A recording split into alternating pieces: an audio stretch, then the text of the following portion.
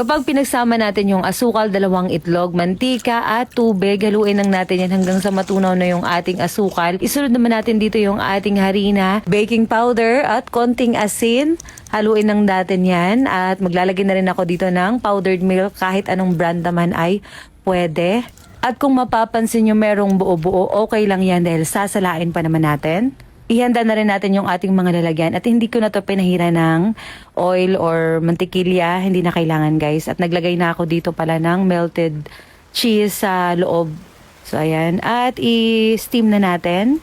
So dapat kulong-kulo yung inyong tubig at lutuin lang natin ito ng 15 minuto. So hindi ko dito sinabay yung aking keso.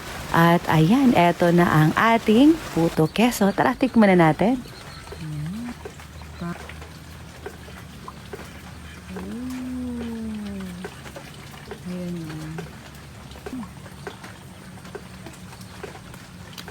Ang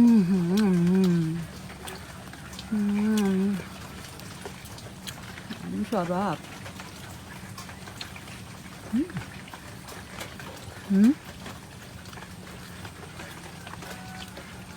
Ang sarap. Pagka madaming keso talaga. Ang sarap guys. Isa pa.